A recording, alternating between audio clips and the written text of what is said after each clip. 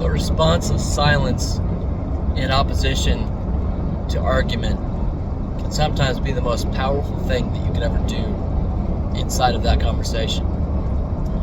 So when someone chooses to invite you into a dialogue, discourse, conversation, and they have a view that is arrogant and egocentric and small-minded,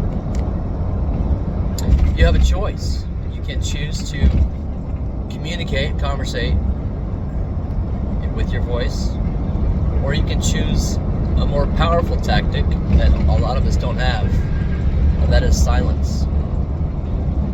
So, if you recall Yeshua when he went before Pilate asked him a bunch of questions, and it says Jesus chose not to answer. Yeshua chose not to say anything. He held his peace. He held his tongue. That's amazing. He did not defend himself. That's interesting in Matthew 28, when Yeshua says, go out to all the world and preach the gospel. It doesn't say defend the gospel. It doesn't say defend yourself. It doesn't say put up a good argument, good strong argument for the case of the gospel. When he sent the 70 disciples out, the 70 apostles, he said, go and preach. And if they receive you, then peace be upon them. If they choose not to receive you, then shake the dust off your boots and move on. Shake off the dust and move on. So, I've got stuff in my face. Sorry. So that's what my goal is a lot of the time when I am talking to someone. I'm not going to continue talking if I recognize that they are perchance demonized. And that's the best terminology the New Testament really gives us. It doesn't say demon-filled or demon-possessed, it just says demonized. They're demonized, they're weaponized with different spirits. When Yeshua talked to Mary the Magdalene, it says that she was possessed with 7 spirits. She was demonized with 7 spirits. So he was having a conversation with eight unique individuals all at once.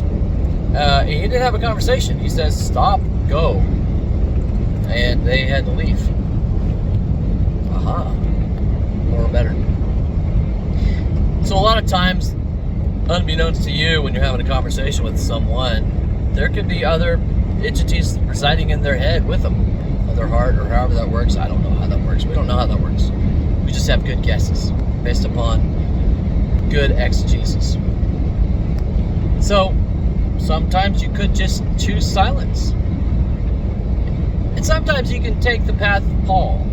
Paul said, we don't wrestle against flesh and blood, but against spiritual wickedness in high places, principalities, powers, etc. Cosmokratere. I love that term. Study some Greek and you can have your mind blown by that little passage.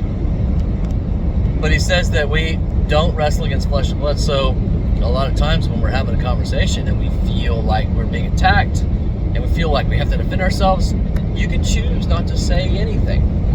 You can choose not to cast your pearls before swine. Don't put what is holy before the dogs. You know, you don't want the swine to turn and tear you to pieces. And Yeshua's not talking about people there. He's talking about demons, devils. The ancient Nephilim who are bastardized spirits who died and now they're just floating around. And they are spiritual entities. I mean, it could also mean the fallen angels, right? Samajaza, Azazel, and Kokabel, and all those other guys. But whatever the case is, whatever the demonology is, they are swine, they are dogs, they are unholy, they are impure. Impure, unpure, both. Don't have conversations with them. Just don't. It's not worth it. You don't have to talk to them. You don't have to communicate with them. You can just choose to be silent. James, in the book of James brother Yeshua. How do you say his name in Hebrew? Anyway, I don't know. Not right now, at least. He said, who can tame the tongue? The tongue is a unbridled horse. It's like the rudder of a ship.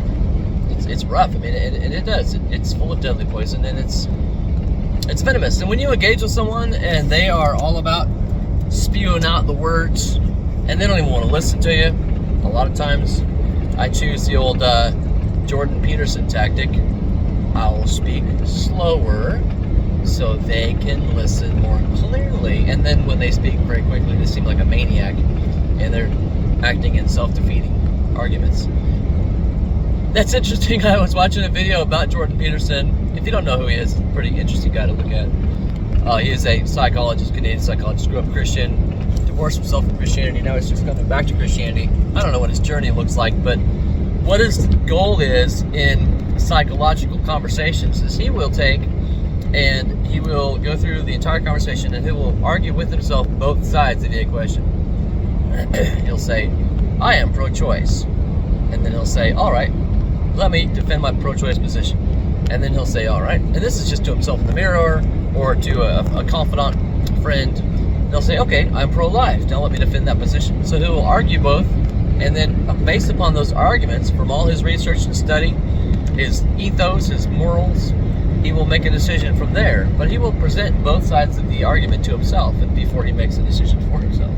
Which I think is very, very bold and wise. And I like that. I'm trying to practice that myself. The tongue is powerful. As Pappy O'Daniel said in the movie Oh Brother, Where Art Thou? He said, we ain't pressing the flesh, son. We all about mass communicating. I can't remember the exact quote, but it's a very funny line. Right after the three protagonists leave the radio station. Pappy O'Daniel will run into them later. Spoiler alert, if you haven't seen the movie. It's a good movie. Oh Brother, Where Art Thou? It's a Coen Brothers movie. I was talking to somebody about it. They said, you mean the Coen sisters? I said, no, that's the Wakazashis. The Wakazowskis. I said, oh, okay. Yeah. It's Ethan and Joel Coen.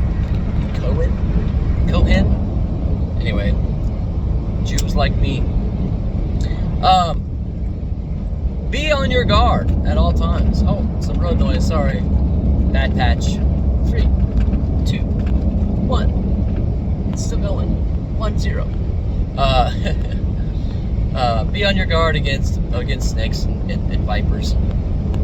Sows, swine, dogs that want to bring you and drag you through the dirt and have you defend yourself before they just lambaste you with the onslaught, verbal diarrhea, just glossolalia all over your face. Is that? I don't think that's glossolalia. Anyway, verbal diarrhea all over you, and they're very verbose. They're full of evil spirits. They're verbose. They have every single argument written down, and they've gone through the homework, man. And they're going to talk you out of whatever you're trying to talk someone else into. So you present your miracle, you present your truth.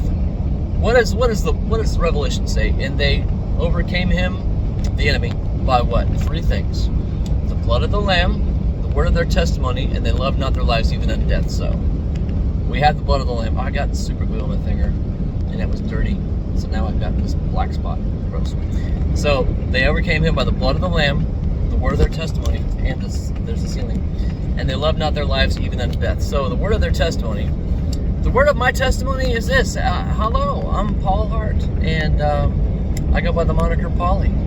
And God healed me at a young age, and he delivered me from an incurable muscle disease, and now I'm here preaching the good news. And I'm just a nobody, trying to tell anybody about somebody who loves everybody. There you go. So that's the word of my testimony, and I don't love my life even unto death, so I'm willing to be martyred. So Genesis 6:3 says that I can live to be 120 years old, but the martyr's choice awaits me. So if there's a choice to get martyred, that's fine, I'll take it. Depending on how many children I have or how good my life is at the point. I don't know. I haven't reached that point, so I don't know. But I'd probably do it. I'm ready to die for his name.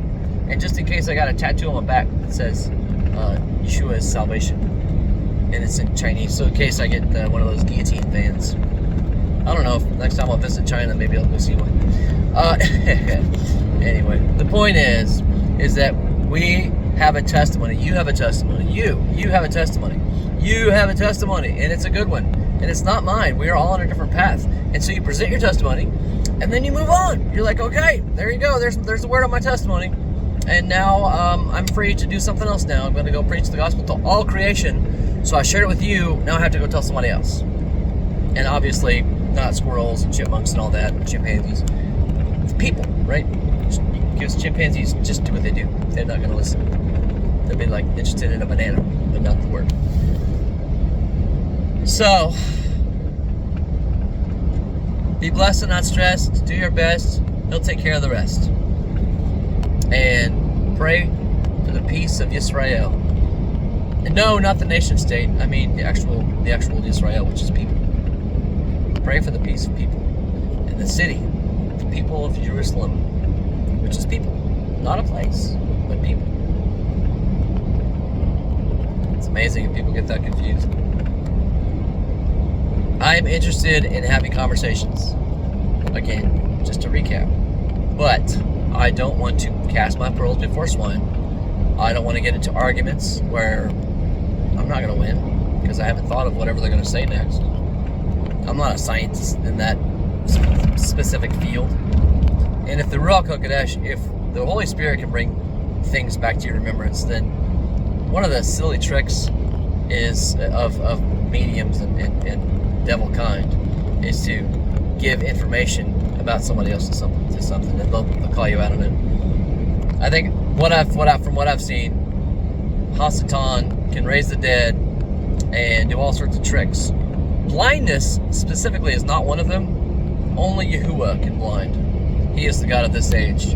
Yahuwah, the man, the machine, the creator of all. God Most High, as Abraham called him. Only he can blind.